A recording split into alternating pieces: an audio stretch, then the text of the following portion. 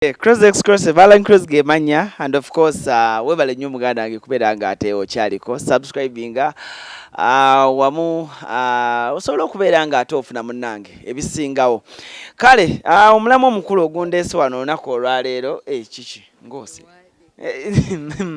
kale omulamu gaffe abamu ogutuleese olunaku olwaleero kwe kubanga abavubuka bangi bavaayo ne bagamba nti Patricia abasanyusa naddala mu kintu ky'okuzina naddala abaana abali mu abavubuka abali mu age gy'alimu naye nga gwe omuzadde abasinga mu inboxinga ne muŋŋamba njagala omwana wange azineko ne Patricia, njagala omwana wange ayingire triplets, njagala buli omu ayagaliza omwana we ekisinga but bonna tebasobola kukola naye okujjako ng'otudde n'omuwuliriza n'akubuulira what to do and oluusi biki abazadde abamu mistakes kale ze bakola naye ebizibu naye byasanze ng'omuntu mu kino ekisaawe mulimu enkokola temuli ku myaka gy'aliko alabyeko nga bamukuba olukokolo batannalabako asigalawo nno munnange tusobole okuba nga ate tunyuma interview yaffe olunaku lwaleero otherwise katubuuzeeko n'oluvannyuma tutandikiraawo.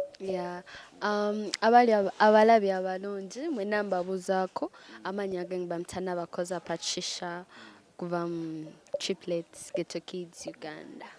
Omuntu mpozi birthday yo yaddi? Ya 21st February. Posiko kale waliwo ne gye ntera okola mu October nga 3. Oyina bbiri? Why oyina birthday? Nina birthday bbiri naye yaddala ya February. Eyo ya October ya kumpa ku birabo ng'ebyo mu mwaka biki. Obulamu bugamba ki Patricia? Obulamu si bubi ate neera si bulungi nnyo okusinziira mu mbeera gye tulimu ffenna. So tugezaako mpolampola obukwasaganya. Amazina gagenda gatya? Amazina si mabi almost kuba eyo yo talent ate mazina is Patricia is us so go malungi because no matter what tuli mu lockdown we still do a lot of dance videos tukola rehearsals kuba keeping and practicing ate nga research muli eri bw'okeera ku makya n'olowooza ku dancing olowooza amazina gakutwalawo?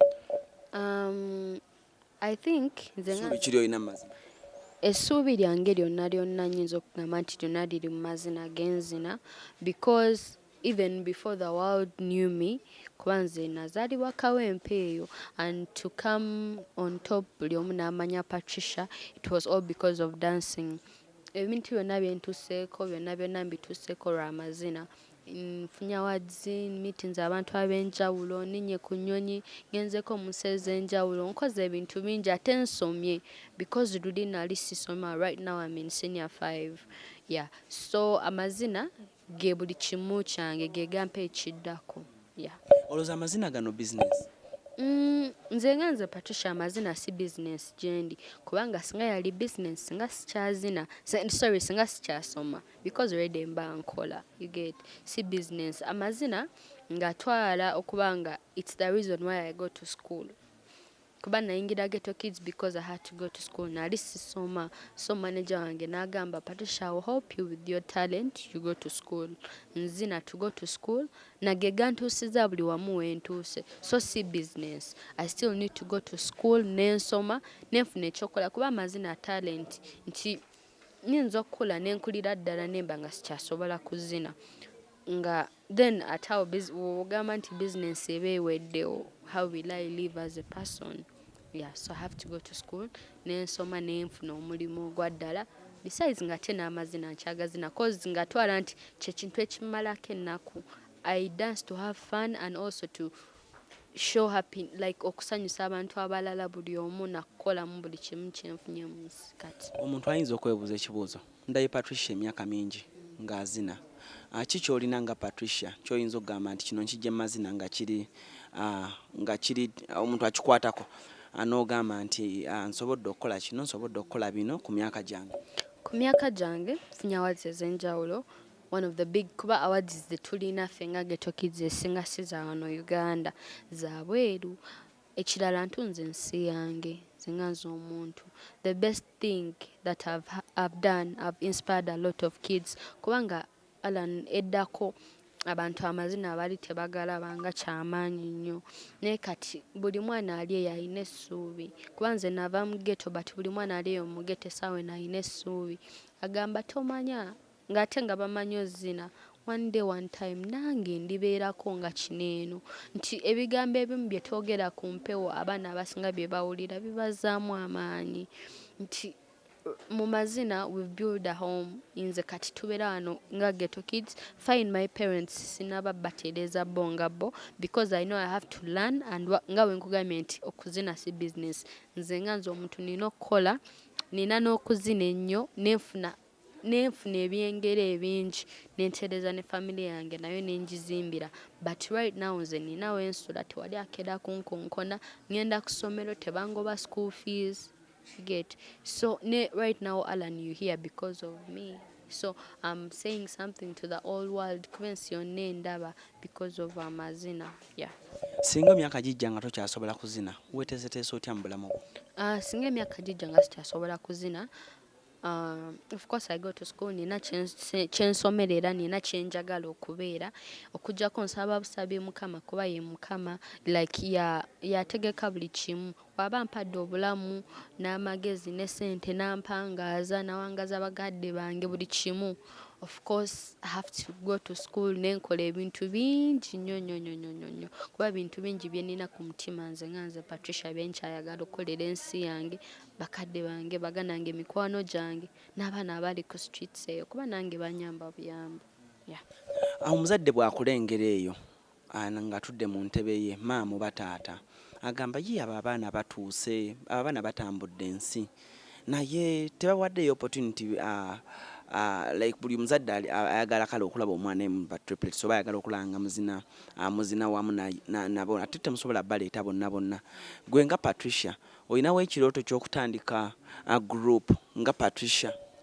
Nze nga Patricia kyenyinza obbagamba nyinza obba ekirooto ekitandika group sikirina, but ekirooto ekikola foundation nti y'abantu bonna because as you know triplets Ghetto Kids it's a organization. Nti ffe kati tukula olina obwana obuto bw'olaba kimanyi nabo bwe bukula abaana bangi abali eyabato nabo abagala okujoininga. When you have the talent and that luck Mukama wabagikutaddeko are coming in. So gyenjoko mukola, the more will support my group, the more will support triplets Ghetto Kids. Tuzimba kuba we have a lot of big dreams, leave alone kuzina koka. We want to do a very big place where people webasobola okuyigira ebintu by'emirimu nga ayinza ojoininga triplets si mu kuzina but mu bintu ebyenjawulo n'emirimu egyenjawulo. Noyiga otunga abasamba omupiira we batyo abakola ki mu bitono byabwe ebyenjawulo. So I just want to support the foundation to grow bigger and bigger. Newebanga si Ghetto Kids Foundation but another foundation nganza omuntu gye naaba neekoleddewo. Then like okugamba nti nkolawo group y'amazina nti eno yino nyinza obba ekyo sikiina but I'm willing to help groups endala okubawa advice to help them with anything they need from me that I can do. Yes, I will do that. Otandika okuzina pozi ku myaka emeka? Oh my goodness, natandika okuzina nkyali muto. Before even I joined Ghetto Kids nali nzina nga nzinira ku promotions biki like ushow bubeerayo ewaffe. So basically nga ekyokuzina kize kikkuliramu? Yeah, kize kinkuliramu but I never had the dream nti amazina galina gye gagenda okuntwala oba ki kuba like to be honest waffe twali tetulina TV nga n'abazina sibalaba biki we batyo nga tetulina amasannyalaze so nga nzina to have fun kunyumirwa. Awe nkubuliza ekibuuzo, omwana omuto myaka kaloke kantandike myaka 10 okutandikira awo ayina ekirooto ky'okuzina, maama ne taata tebabyagala tebakimanyi and abeetaaga okuba educatinga what's dancing ng'otunudde mu kamera osobola okunyonnyola maama ne taata okulaba omuzadde alaba ati ekirooto ky'omwana we then like omwana ayagala okuzina maama takimanyi ne bwazina mu ddiro bagamba tuula wansi, you know. Abazadde nze kyenyinza obbagamba nze nga nze Patricia nti olumu abazadde be bafiiriza emikisa gy'abaana baabwe oba batuulira ebitone by'abaana baabwe.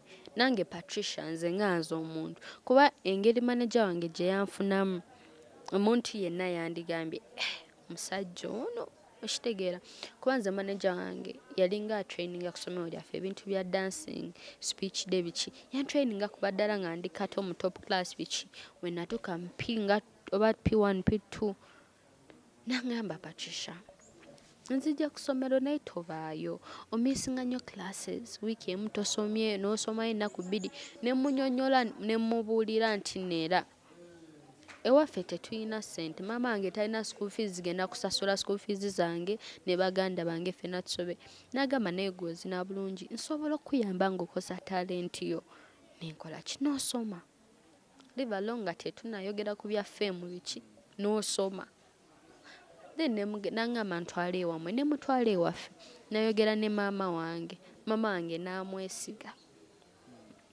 nakkiriza ne ŋŋenda. Right now it's me Patricia omusajja oyo gwanzijeemu ankuzizza bulungi ng'omwana we ate ankuzizza mu mbeera ennungi nti newemba nga nina kyendi still sirina kubeera ate muntu wa waggulu nnyo. So abazadde mwenna abali eyo omwana wo oba olaba nga alina ekintu kyasobola kyayagala ye nga ye omuntu musupporting kuba abamu abazadde babeera nnyo ku baana soma biki but baana bangi basomye nga balina n'ezi degree naye nga abamu tebannafuna mirimu naye nga abasinga bonna bali ku talenti zaabwe ze balyako abo abatalina talenti zaabwe nga batudde wansi nga bayiiya kiddako mu bintu by'ensi. So tomanya one day one time omwana wo talenti ye ejja omuyamba naye ate neera waaba asomye n'afuna n'omulimu ng'alina ne talenti ate ekyo kiba kirungi nnyo ti abaana tebalina bakotogera musupporting just omubuulirire omugambe oyagala okuzina naye saagala okole kino ne kino ne kino ne kino okikola n'oyonooneko banotandika okukola bati togenda kuddamu kuzina bulamu bwo bwonna. So n'omwana oyo ajja kuba akola kyayagala naye nga aliko amateeka nti maama yaŋŋamba bwe ndikola kino ne kino n'ensobya kuba kibi tasijja kuddamu kuzina ate waaba akyagala of course aba ajja gondera amateeka mukadde we gaaba amugambye. Maneja waffe musajja wa ddiini tulina nnyo Katonda mu bintu bye tukola tuli bantu ba ddiini nnyo kati ate tukuze tuli bato akuze nga maama nga taata ffenna tukuzizza amanyi Patricia ayagala kikyatayagala ne maama wange byatamanyi ebimu amanyi nti wakola kino kinyiiza wansanga nga ntudde wali ebbali ntunuddewo nti amanya nti Patricia kati alina ekimusumbuwa so akuze anjiga kati amanyi nti oba olina group y'abaana bato first of all sooka otegeere abaana b'olina baagala ki like olina bakwata otya kuba waliwo omuntu abeera ku baana gamba mwe mukole kineno mulina ozina kino ne kineno mulina okukola kino ne kino abaana ne batya like abaana n'abatiisa n'abateekamu ng'omwana ali ku bunkeeke nga ne wakulaba abawulira nga ne byazina awulira agamba bannayo bakati leero tuzinye bubi nti omwana ne waba akoze ensobi mu kuzina mu kintu kyakola tomubuulirira mu mbuulirira egenda mumalamu maanyi mugambe mpolampola mugambe naye kati oluddako okola kino ne kino ne kino ate nti tuleme kweteeka nnyo mu bantu abo ab'ebweru abantu abo ab'ebweru bakolakola dda Abamerika biki balina yalowooza mwajja okufuna connections mbu Abamerika nanti like so point yange yiyo nti amazina tugenda zina simaga Abamerika okuba ebineeno bino bali abaana baabizina dda ate oyagala okola vidiyo ng'oyambadde onyumye onyiridde bali bambala n'ebitusingako. So first of all trust your country, be you, beera gwe woba tolina do ekyo kyowulira do the natural you kola nga gwe omuntu nti amazina genkola ye Patricia ti Patricia amazina gazina ye sigenda muzinisa bino bi break dance biki nga tabisobola sigenda mukubisa amazi agenda okwejira ayinza n'omumenyeka because tazimaanya omubiri gwe teguli meant kukola ekyo.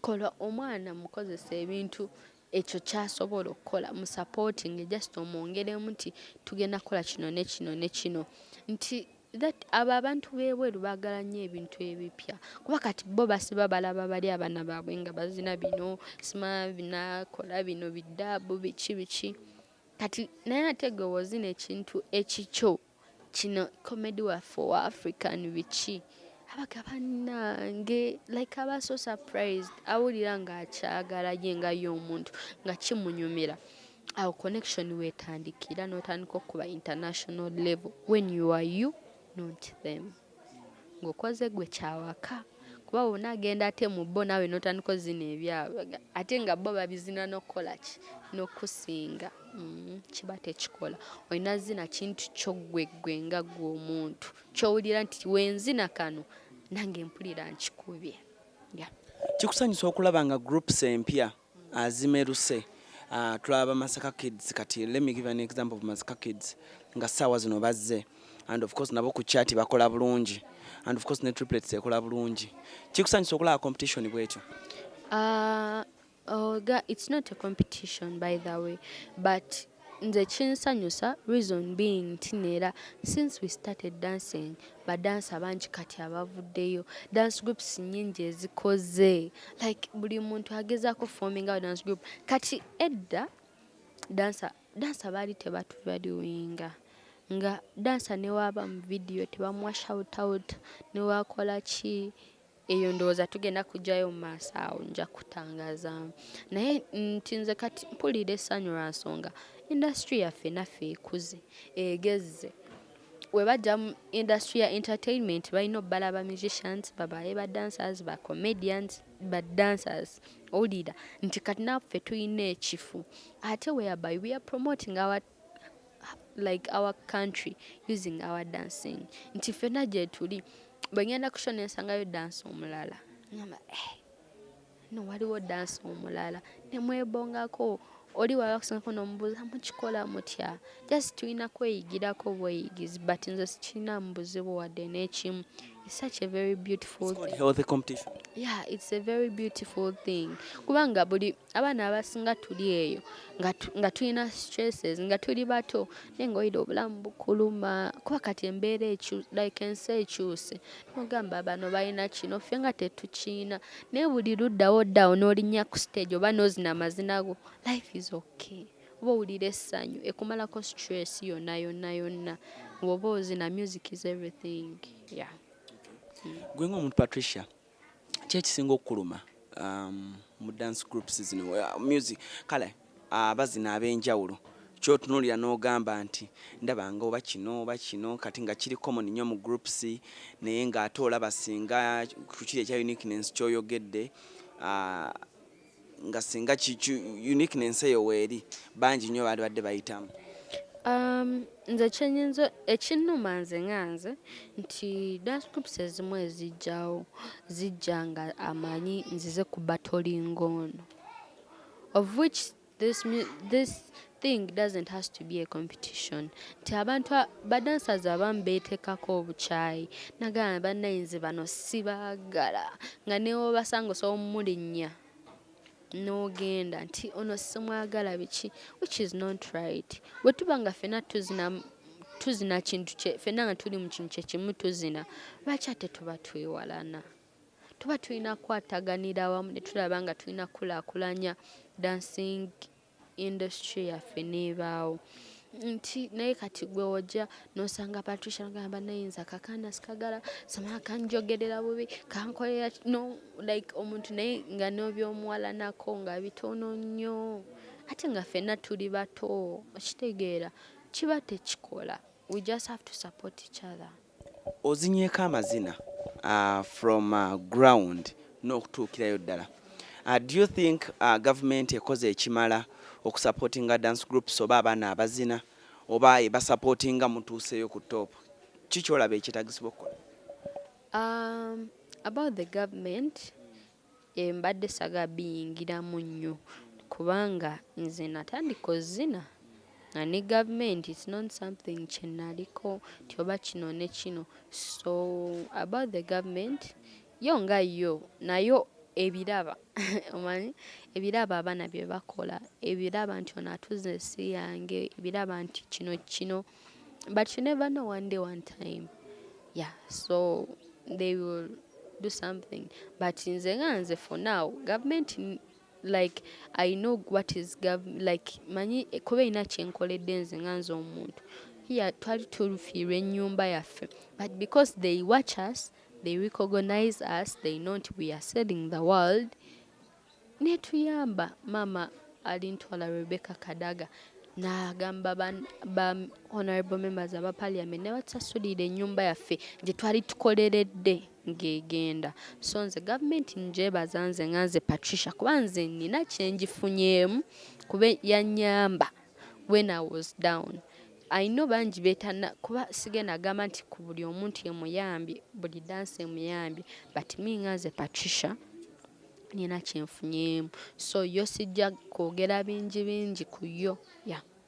Awo omuntu weyeebuliza omusajja abadde atandise oggulawo faze n'eŋŋoma ze agenda tandika kukola group, nkokola ki ezimuze mufuna ezibeera mu dance groups naddala eziri external, atandika atya okupenetratinga mu bivulu, atandika atya okupenetratinga mu video z'abayimbi abawano, afuna atya connections, kitambula kitya?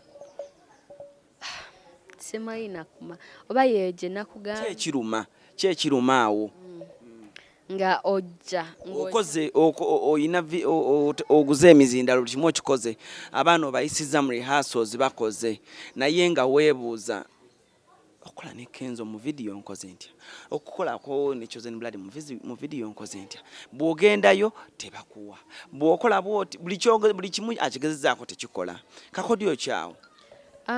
Ngawo ekyo ekintu by the way kiruma olumu kubanga olumu dance groups ezisinga nange naffe nga twetaddemu olumu down ne mukola rehearsals ne mukola biki n'ofumba ekintu kinene nnyo n'ogamba njagala nzinireko ono bwati naye n'otuuka nga opportunity tokola ki nga togirina.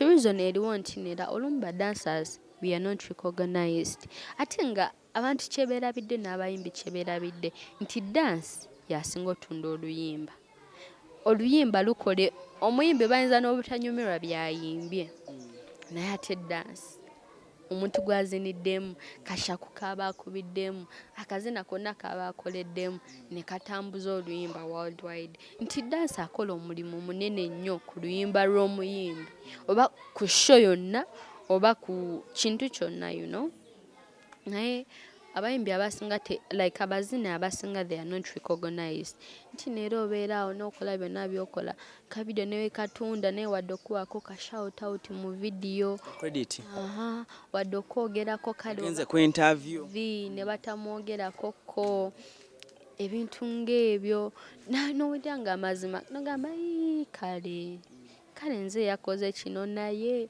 So just what I have to say nti neera at least tuyiga okwesupportinga nti naffe abayimbi baturecognizinge kuba tukole omulimu gw'amaanyi nnyo nga wokiwulira kuba oyiba olina oyiya akazina akapya akatabangawo kogenda oteeka mu vidiyo y'omuntu kitegeera oba buli muntu aba ayagala kintu nga kipya. So I think we really need to be recognized, tulina okuweebwa ekitiibwa. Awo nkubuliza ekibuuzo ekiddirira ekisemba, bigambo ki by'oyinza okugamba Kenzo? Ebigambo byenyinza okugamba Kenzo, first of all mubuuzaako hello ekira nze byenyinza omugamba Kenzo is one of the artists ajeyo talent yabazi like ajeyo supportings dancing industry kubanga oba weegendereza mu video za Kenzo zonna ezisinga mulimu ki dansa, mulimu omuntu azina, kyekyegambe nti omuzinyi akola kyamaanyi ku luyimba nti music we gwasinza yeah I'm sure abawa credit nti video eno nagikolera ne abaana ate n'olumu we mukola dance clips ate ozipostinga neera ku Facebook, Instagram z'ebiki we batyo kati nga olaba abaana ba Masaka Ghetto Kids they are samwana akozesa waka w'abaana naye n'aba creditinga na ate mu bantu naku appreciating because I remember Masaka Ghetto Kids, one of their video a trending zenyo was Tweyagale over by Eddie Kenzo, but because he was there for them n'abapostinganga n'abayogerangako mu interview bwe biki. Even Ghetto Kids, we are what we are today because our first video was for Eddie Kenzo. Tatudekeredde. So what I want to tell you is that I love you so much and keep the great heart. Nti muyimbi is semayimbi akumwogerako kubanga bingi nnyo naye ku lw'obudde nti ntweyanziza buli kimu kyakoledde eggwanga lyaffe. My last question, nga group nga triplets amawulire gabamenya era bwe gaba atulina egguliro oluusi lyafuluma emyaka emabegaawo Patricia ali lubuto buli omu abyogera bibayisa bitya nga group era bibasigaza batya nga group okusigala nga muyimiridde? Of course buli muntu aba n'ekintu ekimuluma n'ekimumenya. First of all, nyinza obutajja mu public nembakabira nembagamba oba kino kinnumye oba kino ne kino because tobanya gw'olaba Patricia ali ku Instagram nga musanyufu, ali ku Facebook ng'akoze video ng'aseka, but you never know biki media byekola oba abantu ba bulijjo bo nga bo bye bakola ebinkuba n'entulawo n'ennakuwala nze omuntu biba bingi nti bituluma, but just because nti toyina kulaga bantu nti oba odi down because what they want to see is what you give them. Bagala kulabanga obawadde ozinya amazina like you make them happy. Nate nga naffe tulina ebizibu byetusanga ffe ngaffe abaki abantu era eggulire lyogeddeko eryaliwo edda lyamenya nnyo lyankaabya amaziga kuba nalina mu America, but the most thing ekyasinga okuhatinga that I was holding a Ugandan flag naye ate Uganda bange bonnyini bendi okurepresenting nti be banjogerako ekintu ng'ekyo. So I was so down. Naye my manager ne baganda bange bonna benzina nabo, we sat and we said sife betusoose okwogerako. Nagamba now we are growing, we have to face these challenges. Abantu bagenda kubyogera bajja kukola kino ne kino, but you have to do ekijjo basanyusa kimalewo ebyo byonna bye bakwogerako. Olina obba ng'oli mukazi mugumu, ng'oli muntu mwegendereza buli kintu ky'okola na buli muntu kyoyogera eri omuntu kuba toli muntu wa bulijjo ng'abalala gwe buli kantu kokola babakalaba. So you have to stay strong, no like wa encouragement ne twezamu amaanyi ya Allen Cruz exclusive tubadde ne Patricia and of course embeera ojulidde bulungi nnyo yonna gyakubuulidde ag'omwana oba taata oba omwami ayagala otandika dancing group ensonga oziwulidde bulungi nnyo naawe omwana omuto alina amagezi gakuwadde ng'omwana and of course njagala Patricia abeere nga ate atusiibula olunaku olwaleero wano ku Cruz exclusive naye nga tonnasiibula njagala omwana omuto omubuulire maama taata osigadde otya ng'okyabawa respect yadde bo si basereebu gwe watuukayo kati omwana omuto ali eyo kubamba nkimanyi buli mwana omuto alina manager managinga kino nsooka kitwala eri manager w'oyo omwana nti bamanager mwenna abalina abaana mu making sure nti neera mubalina but muba grooming up n'empisa ate nga batya Katonda talina kwerabira gye yava because fena ekitwala waggulu it's our background. You say nina okukola ennyo ndabe nga nkyusa kino kyolina okyusa kiri mu background.